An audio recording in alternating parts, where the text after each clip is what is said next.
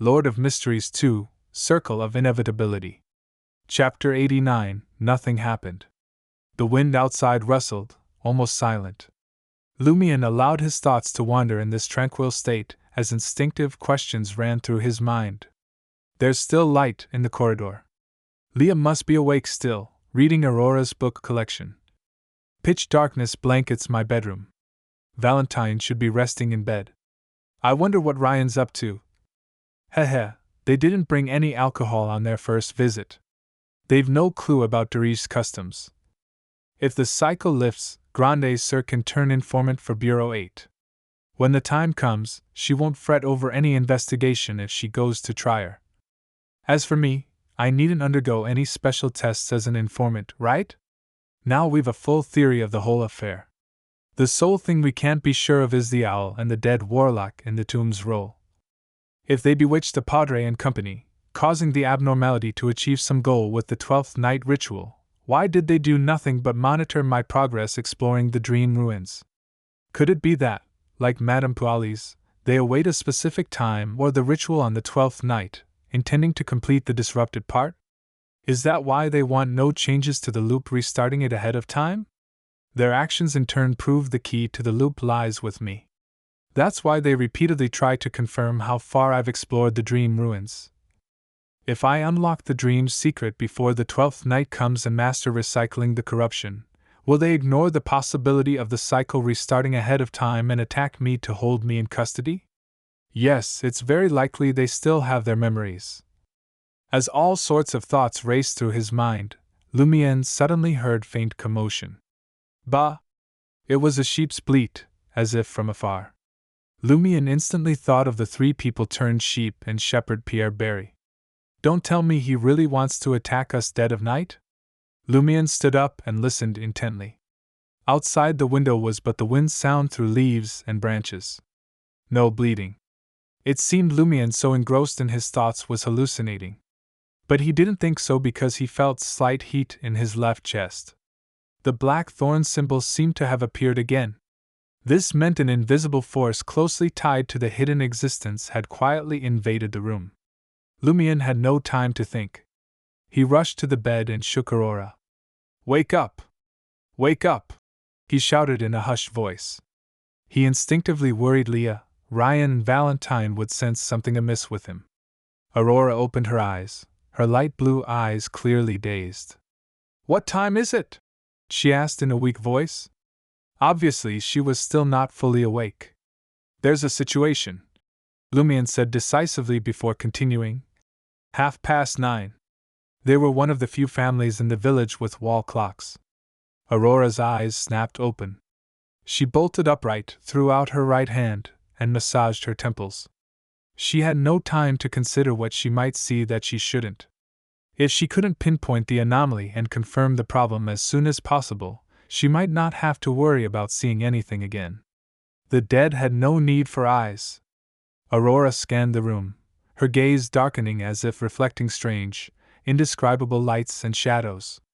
Lumion seized the chance to tell his sister about the sheep's bleat he'd heard in the distance, and the triggered heat in the black thorn symbol on his chest. Aurora frowned. "But I didn't detect anything." "The burning in my chest remains," Lumion rumbled. He felt inexplicably terrified. The darkness around him was not simple. An indescribable danger lurked. Aurora scrutinized every corner of the room, trying to find the unknown. Silently, Lumion broke into a cold sweat, a stark contrast to the searing heat in his left chest. He deliberated for a moment and said, "Why not tell Ryan and the others? Maybe they can find something." Aurora pondered, then nodded. "Use your sudden sense of impending danger as an excuse." "Right." Lumion opened his mouth, about to yell outside, then froze. "What is it?" Aurora asked, alarmed. Lumion frowned. "The heat in my chest is dimming fast." Meaning the black thorn symbol was fading rapidly. "The danger invading our room has left?" Aurora mused. "Because we prepared, it did nothing?" "Perhaps." Lumion turned to the corridor and bellowed, "Something's wrong!" Ryan appeared in the doorway in the blink of an eye, followed by Leah, then Valentine, who looked jolted from sleep. Without waiting to be asked, Lumion recounted what had happened, using his sense of danger in place of the burning in his chest. Ryan listened intently, not doubting this was Lumion's hallucination. He sighed. It's useful indeed to take turns on night watch. Mostly it's boredom, but if it saves everyone, it's almost life and death. As he spoke, he conjured pure sunrise gleam around him, circling every room on the second floor. Though he couldn't find the sinister power, he could at least sanctify the environment. Leah paced around, muttering under her breath. Her veil and boots jangled ominously, then fell silent just as abruptly. Finally, she said to Aurora and Lumion, "It was dicey just now. On top of that, whatever it was could block my sealed artifact from giving me any warning. I'm afraid these stupid bells will only go off once that thing really starts targeting someone. But now, it has left." "Well, that's reassuring." Aurora sighed in relief. Maybe it wasn't a single creature. Lumion relaxed and grinned. Could have been more than one. Ryan and the others were silent. That's even worse. Aurora lashed out at Lumion and told the investigators, "Now that the alarm's off, let's get back to our schedule." She didn't mention who might have snuck in to attack them. There were too many possibilities: Shepherd Pierre Barry, the unknown corpse in the tomb, or the shady deputy padre. Without solid clues, speculating would just waste time. Better to wait until daylight. For now, they just had to remember that nighttime held real danger.